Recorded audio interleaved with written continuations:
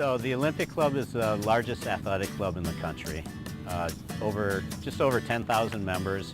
So we're a very busy private club. Each golf course has right around 40,000 rounds of golf. The U.S. Open course is the Lake course, and it's named because it's right next to Lake Merced. The other golf course is also a championship course. That's called the Ocean course.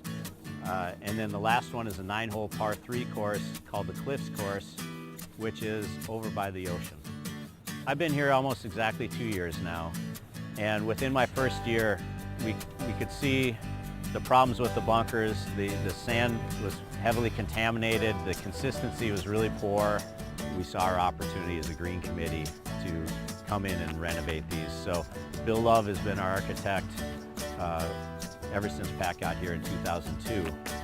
So we started talking with Bill to come up with a plan and a budget for this to go to the board.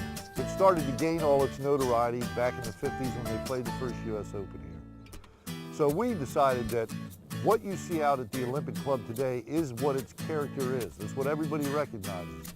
The very strong layout of the golf course, the topography, the smaller greens that are heavily sloped, the deep bunkers with the faces, and of course these iconic vertical Monterey cypress.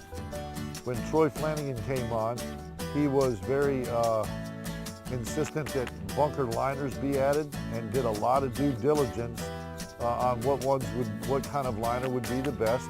And we ended up selecting, or he ended up selecting rather, capillary concrete. We worked a lot with Frontier Golf, who was doing this project, to give us numbers, estimates. So that was last year about this time. So we put everything together, and by June or July, the Finance Committee and the board had agreed to do the project. Our weather out here during most of the year is wet and overcast. So we wanted a sand that would move water through the profile better than most. So what we actually did is we ended up going with the sand out of Idaho. And so we're trucking in sand from Idaho, around 1,800 tons. To me, it was the very best sand we could find. And then with the bunkers, what we did is we didn't want to just redo the bunkers. We redid the whole green surrounds of every bunker.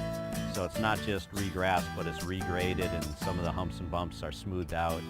So our inspiration was to look at each green and renovate the bunkers from a design standpoint in a way that a lot of people that come out and look at them would say, boy, they look great. They look a little different, but I'm not sure why or how. We don't want to in any way simplify or ease the challenge of the golf course. Very important. This is a 5-time U.S. Open venue. Very important that we maintain that challenge. So our battle cry was, okay, we'll do them, and if they get a little bit more challenging, great, but we will not let them go in the other direction. On our part, we were going to take the famous white faces of Olympic and these bunkers, which have always been very intimidating, if that's the right word, I guess, and make them even a little bit more intimidating, because there was a lot of feeling that over the years they lost a little of that.